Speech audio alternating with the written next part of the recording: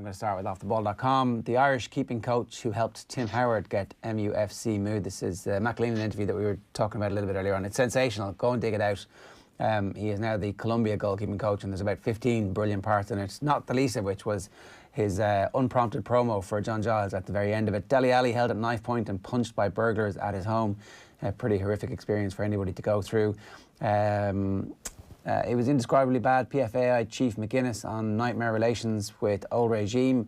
They need bums on seats to make everything tick. The state of IRFU finances. And I'll cherish for the rest of my life Stephen Kelly on Fulham's Juventus Sunner. So Fulham hammered Juventus 4-1 in a UEFA Cup game. And that Stephen Kelly interview last night. We're going to play a clip of it in just a couple of minutes' time. The Irish Independent this morning leads that photograph of Cathal McShane looking like a guy who's about to challenge Rocky to the world heavyweight title. I don't think they understood what I was giving up back here. I grew up dreaming of playing with Tyrone. That's obviously McShane talking about his AFL move that almost went through earlier on this year. And the main story in the Irish Independent today is that UEFA implore FAI to save season. Quinn confident help can be secured to minimise cash risks and convince clubs. So they're aiming for an August return. They're unclear, really, at the moment. I think it's fair to say how worthwhile this would be for clubs. Medical costs may be covered, but there's no mention yet as to what other revenue streams might come in for clubs to make this a worthwhile exercise. This is like one of those 70s or 80s movies where somebody goes to prison and comes out completely ripped and they turn their lives around. This is what lockdown is doing for some of those footballers who are well motivated. And what do you think that photograph is doing? How long do you think it's going to take for that photograph to be in every single WhatsApp group of every GAA team that considers themselves contenders? It's probably already there. It's a great ad for Tyrone Fabrication. He doesn't work out in anything except for the sponsored gear, Cathal McShane, so he's always on brand. I think they're the big winners from this. McShane's arms are obviously big winners from this as well. And it's old school. It's kind of gritty Hollywood stuff from Cathal McShane. Yeah, but like what message do you think it's sending out to the Doves and to Mayo? Get back in the gym. That's the message. Get back in the gym. Yeah, but here's the thing. It's like you can get in the gym, but you're still never going to look like this, right? So it's alpha. It's Jordan-esque. It's like, I am the big dog here. This is me injured, by the way. This is me recuperating. This is what I look like when I'm not fully fit, when I can't go and do all the work that, you know I'm going to do. I'm going to be swallowing yards of road, and I'm coming for you. That's what that message sends to me. I am coming for you. Cathal McShane is out there, and he's taking names, and this is what he looks like when he's not fit. Well, it's an ankle injury, so he can do this sort of exercise. He did this, but he can't be running. Like, imagine how much better he's going to end up. Maybe his legs are tiny. We just can't see them. That's what you're hoping, Eoin, as a Kerry supporter. That is what you're hoping. The Irish Times is next for you this morning. And, the Examiner there. Mind yourself and your mental health. Dr. Khan urges players. It's Larry Ryan's piece. Munster Council continue to approve club projects is the headline on that one. And elite athletes may be classed as outdoor workers as lockdown eases. So you can definitely get a sense that the easing of lockdown is having an impact on the amount of people out there. And I was struck yesterday on my cycle about how blessed the north side of Dublin must have been with triplets, quads, quins and septuplets of brothers and sisters about 15 to anything between 13 and 17 years ago, because there was a bunch of big bunches of 5 brothers and 3 brothers and 4 brothers and 7 brothers who all didn't look anything like each other, but must have been, siblings, because that's how the rules work, and their ability to take up the whole cycle lane as they cycle across the whole footpath is like, wow, that's it's great that your family are so close to each other that you colonize this area here. It's great.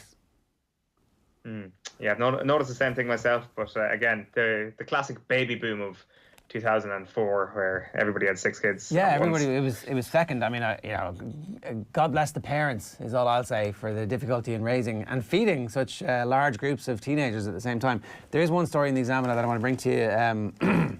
The obsession, the global obsession with Paul Mescal shows no signs of abating. There's a great story here. O'Neill got glimpse of Mescal's acting talent during brief stint with Kildare. So when Cian O'Neill came into Kildare, obviously things were pretty dire. They were in Division 3 in the Kildare County Border, like we've got no money for you here, I'm sorry. And he's like, look, I've got to put a backroom team together as if we were in Division 1, because how the hell are we going to get back there unless we are?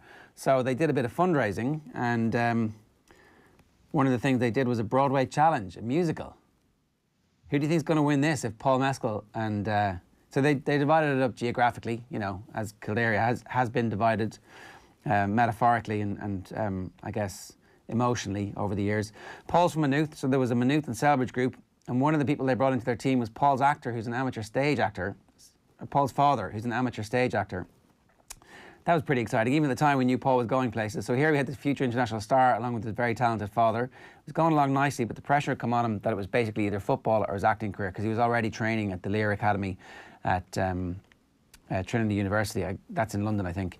And so there were a couple of major stage pieces coming up that he couldn't risk being injured for. So unfortunately, about halfway through pre-season, he had to make the decision to step away.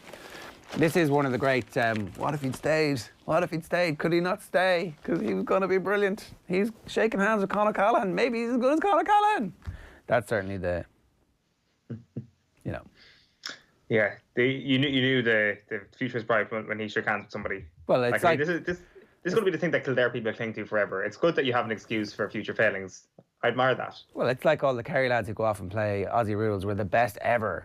They were even better than... What? It's a bit different watching somebody become a professional athlete than watching somebody kick a ball for 5 minutes in a fictitious television drama. And you know, it's goal. It's a great goal on.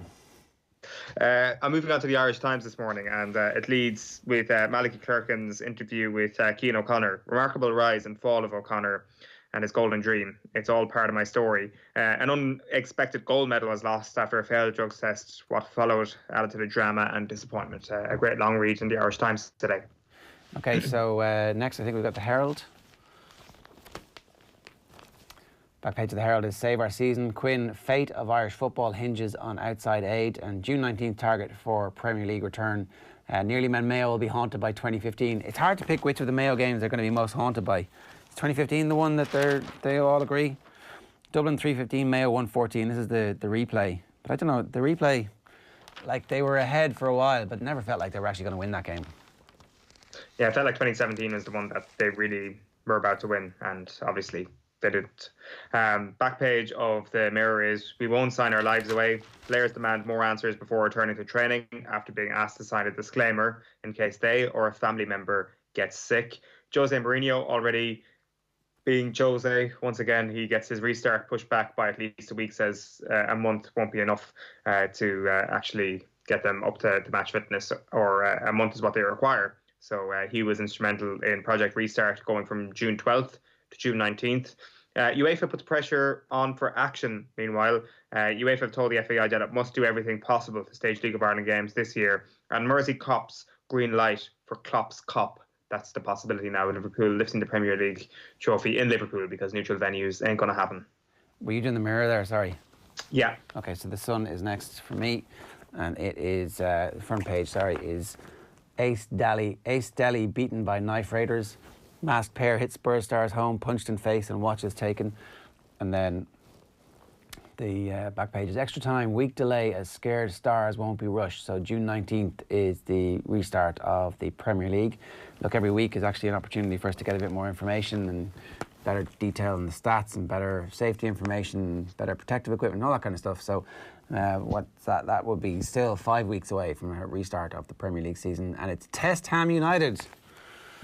Declan Rice is tested, as is Noble. That's those pictures there from training at West Ham. Quinn, it's a money-all game. Niall Quinn has revealed the FAI are close to securing the finances that will get the League of Ireland back in action. And EFL tells clubs to hold fire. The main story in the Irish Daily Star is no way Jose. Mourinho demands more build-up time. Stars fears over health disclaimer. And then a quick one here from Paul Lennon. Euro KO threat to League of Ireland clubs. So UEFA may have to consider the complete scrapping of Champions League and Europa League qualifiers, which would obviously be a big financial hit to any of the League of Ireland clubs who'd be taking part in them or were set to take part in them this summer. The Telegraph, I think, is next. And so the Telegraph has a golfer on the front page playing with a mask on it, which I think is probably going to become something you would expect to see a bit more of. And then their sports section, this morning has training fears set to delay resumption. That's the same story. Police warning over fan risk at home grounds. That's a bubbling up story that continues and just won't go away at the moment. And then Mo Farah has company as he trains in Richmond Park. Elite athletes must opt in to accept risks is the other story there. Very quickly for me then, The Guardian, Premier problems, worried players, voice concerns with kick-off set to be delayed to June 19th. Meanwhile, the UK government has given a go-ahead for athletes to restart training. And the Times, June 12th start too ambitious, said the manager, so that's going to change. Tommy Fleetwood gets the ball rolling. The world number 10 carries his own bag during a round as he and other golfers played under the new lockdown guidelines. Athletes can refuse return. Professional athletes can resume full training only after confirming they understand the risks involved and can refuse to do so if they are unsatisfied under new government guidelines. And caddies can't handle clubs.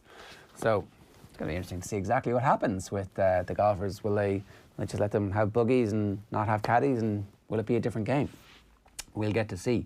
So 0879 180 180 is the number if you want to get in touch with us. We've got one more, the Irish News.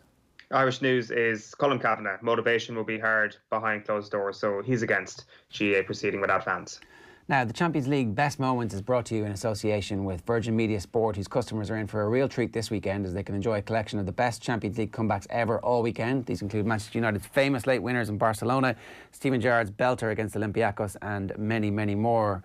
And while we're on the topic, OTB's Classic Game Club is making its debut on Virgin Media Sport this Saturday from 6 o'clock.